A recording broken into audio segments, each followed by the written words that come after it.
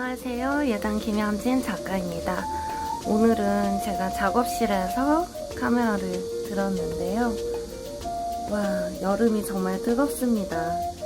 뜨거운 여름이지만 하늘도 맑고 푸르고 매미소리도 참 재미있고 고요하게 들리는 그런 주일 오후인데요. 제 작업실 풍경 잠시 보여드리면 이렇게 생겼습니다. 이렇게 재료들도 다양한 재료들 쓰고 있고요. 조금 물질이 들어올 때 이렇게 비싼 재료들을 쟁여놓아서 다음에 천천히 쓰려고 아껴놓은 재료들도 많이 있습니다. 이렇게 요즘 하고 있는 막 다 끝낸 작품들, 하고 있는 작품들 이렇게 있고요. 이렇게 다양한 아직 여러분께 선보이지 않은, 전시하지 않은 작품들도 참 많이 있습니다. 이렇게 작품들, 하늘이 정말 예쁘네요, 여러분.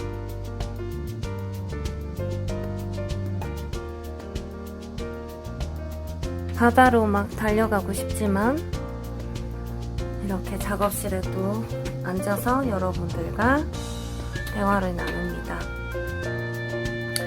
이 작품은 오늘 보여드릴 작품인데요. 어떤 작품일까요? 이 작품은 좀 이렇게 다양한 상징적인 것들, 은유적인 표현들, 그런 표현들이 사실 많이 묻어있는 작품들이에요. 하나님께서 아담을 제일 처음 만드셨잖아요. 그때 생명을 넣어주셨어요.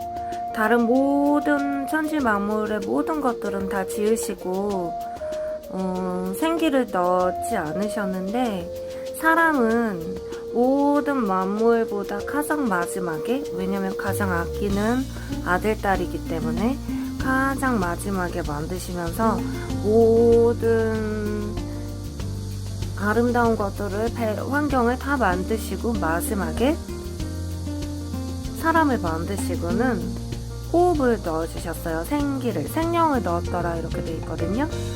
왜 그러셨을까? 다른 모든 것은 육신의 것이지만 사람만은 하나님의 영을 넣으셔서 영의 존재로 지으세요. 그래서 하나님과 소통할 수 있는 유일한 존재예요. 하나님과 대화할 수 있도록 만드셨어요. 그래서 제가 처음 예수님을 만났을 때 처음으로 숨을 쉬는 듯한 느낌? 그런 것들을 받았었거든요.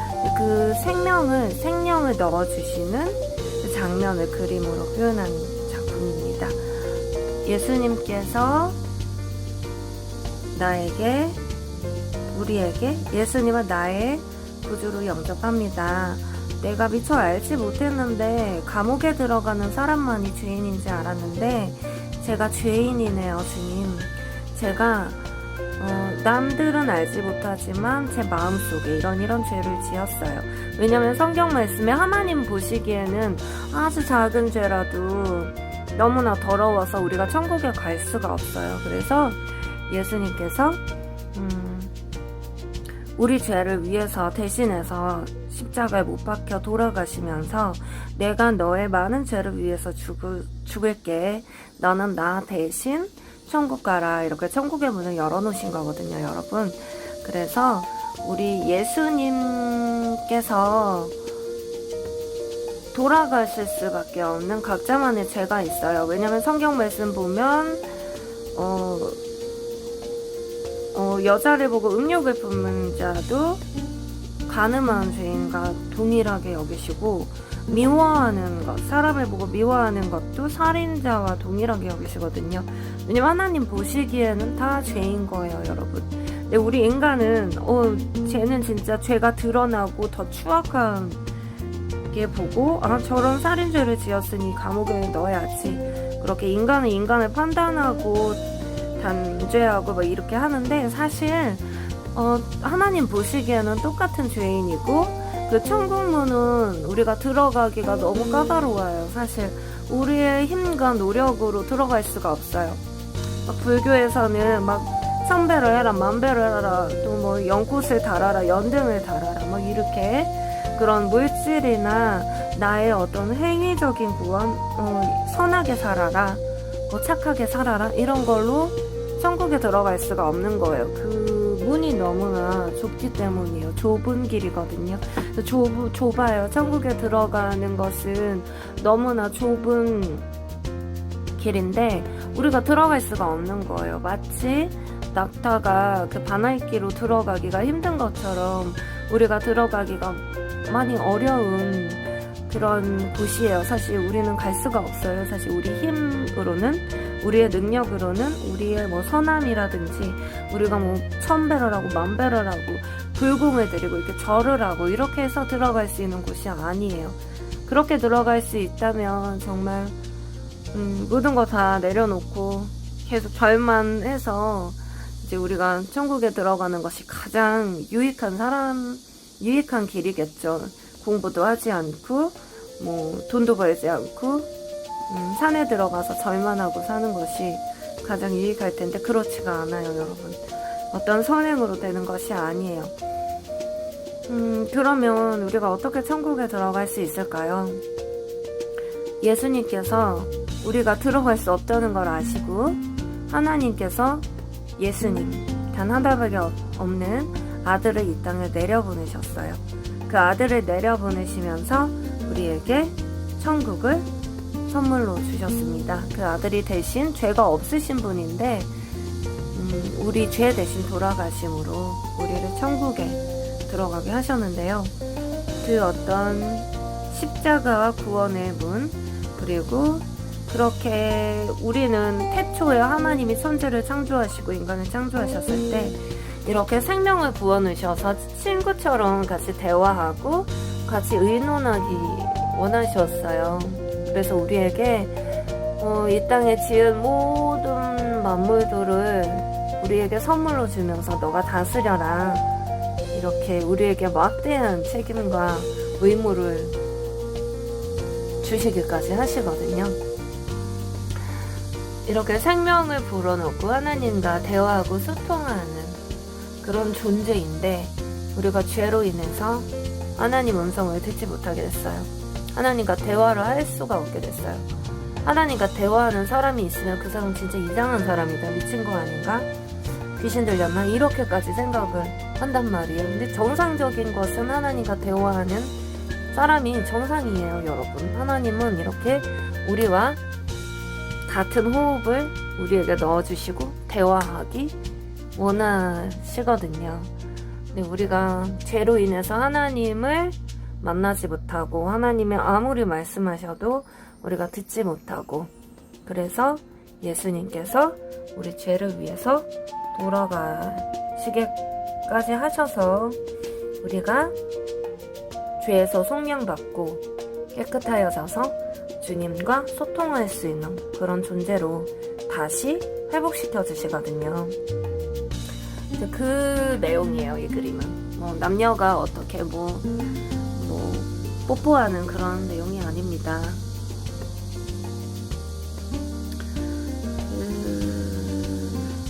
이렇게 다시금 생명을 넣어주셔서 제2의 생명, 내가 부모님으로부터 태어나잖아요. 생명을 얻게 된 그 육신의 생명이 아니라 제2의 생명, 예수님으로부터 다시 영으로 다시 태어나는, 천국 문으로 들어가는 그 놀라운 새로 태어남이 있는 그런 제2의 탄생, 영의 탄생을 그림으로 표현한 장면이에요. 우리가 예수님을 영접할 때 천국에서는 잔치가 열린대요. 그래서 막 나비, 성령님 막 축복하고 막 날아오고 막 그런 장면이에요. 위에서는 오랫동안 흘리셨던 하나님 아버지의 정말 기도, 눈물이 흐릅니다.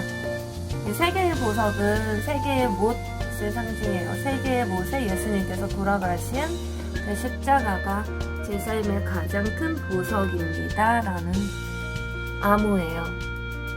굉장히 두께 있는 그림이죠. 이렇게 제가 그린 종이는 요철지라는 화선지인데요.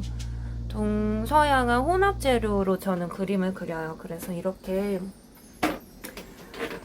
서양 재료도 많고 동양 재료도 많습니다. 이렇게 안채도 있고 분채도 있고 뭐 이렇게 붓으로만 그리는 게 아니어서 굉장히 다양한 재료들도 있고 동양 아붓도 있고 서양 아붓도 있고 뭐 도자기 물감도 있고 다양한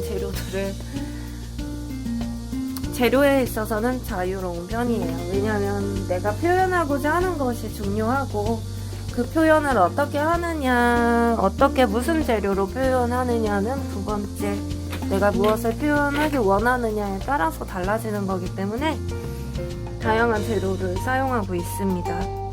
아래 보시면 이렇게 막 깔려 있습니다. 재료들이 지저분하지만 괜히 보여드렸네요. 너무 지저분합니다.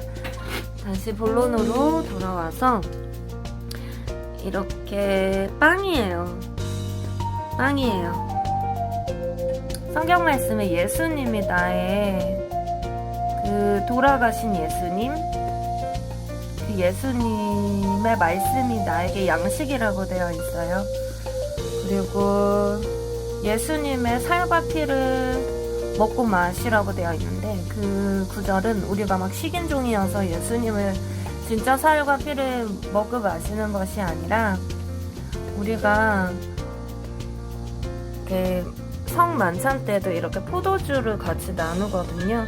그래서 하나님으로부터 함께 떡을 떼고 함께 포도주를 마시는 관계는 굉장히 가까운 관계잖아요. 그래서 예수님의 자녀들이라는 뜻이고 예수님이 나의 양식이 되셨다고 표현을 하는데 그 의미는 우리가 영의 존재라고 했잖아요. 이렇게 호흡을 불어넣어 생명을 불어넣어 직접 만드신 존재예요. 그래서 그런 영의 양식을 뜻해요. 예수님이 나의 영의 양식이 되신 거거든요. 그래서 이 빵과 여기도 이제 세 개의 생명방울이 세 개의 못에 돌아가신 예수님의 생명을 뜻해요. 그래서 그 생명, 예수님의 돌아가심으로 나에게 떡이 되셔서 나의 영의 양식이 되셔서 내가 예수님의 피와 살을 마시고 먹는 그 영의 양식을 뜻해요. 상징적이고 은유적인 표현이거든요, 여러분. 그래서 그런 어떤 관계를 뜻합니다. 이것도 포도주 잔인데요. 이 포도주 잔을 일부러 이렇게 생명방울처럼 제가 그려 넣었습니다. 위에서 밑으로 내리는 터치들은 하나님의 은혜를 상징적으로 표현한 것이고요. 하나님의 은혜, 하나님의 축복이 없으면 저희는 사실 이 땅에 살아가면서 너무 불행해요.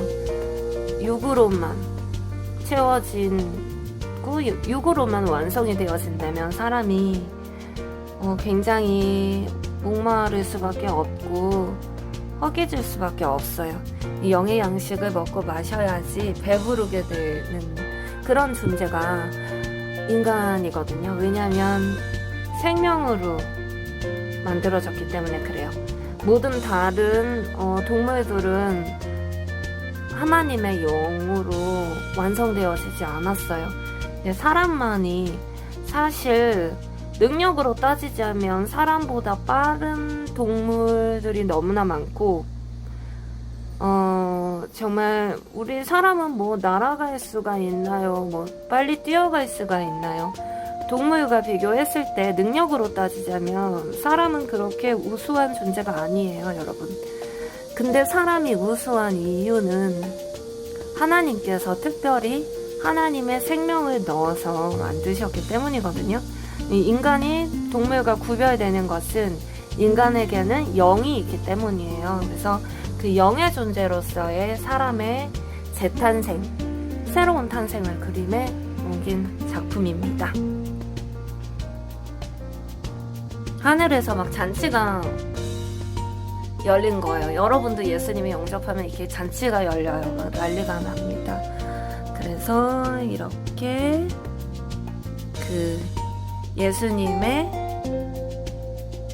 말씀을 먹고 예수님의 기도로 호흡하는, 예수님과 기도로 호흡하는 그런 존재로 변화가 되게 되는데요. 그거는 사실 뭐 엄청 특별한 일이 아니라 사실 태초에 하나님이 만드셨던 그 형상을 다시 회복하는 순간이에요. 처음 태초에 그렇게 만드셨는데 죄로 인해서 잃어버렸던 생명을 다시 찾게 되면 우리가 더 이상 육의 존재가 아니라 영의 존재로 변화를 받게 되고요. 우리가 영의 존재가 되면 새롭게 되어서 우리가 태초에 하나님이 우리를 만드셨을 때는 영원히 사는 존재였어요. 그래서 우리가 영으로 영원히 천국까지 영원히 살 수 있는 그런 영원한 존재로 다시금 거듭나게 됩니다. 그 예수님을 영접하지 않은 존재로 살아갈 때는 이 땅에 살아갈 때 육으로만 살아가게 되고 또 영원한 나라까지 살아갈 수가 없어요. 죽음으로 막을 내릴 수밖에 없지만 우리가 예수님을 만나고 나면 영으로 영원한 나라에까지 들어가게 된답니다. 이게 진리인데요. 그 진리를 우리가 간과하고 살아갈 때 참 우리 삶이 행복해야 되는 순간에 불행할 때가 많고 너무나 누리고 살아야 하는 순간에 고통스럽게 살아갈 때가 많아요.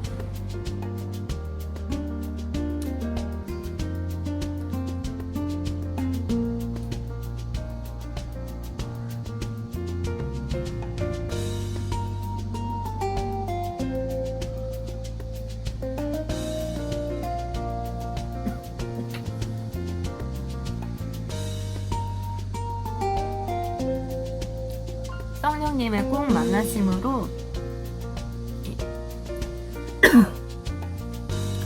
이런 하나님의 터치가 있는 하나님의 생명이 불어넣어지고 하나님의 축복이 내리는 가운데 거하며 하나님께 터치받는 인생, 하나님께 내 삶이 터치가 되어지면 내 삶은 별 볼 일 없는 삶에서 위대한 삶으로 변화가 되게 됩니다. 위대한 삶으로 변화되는 놀라운 여러분들의 삶이 되시길 축복드립니다.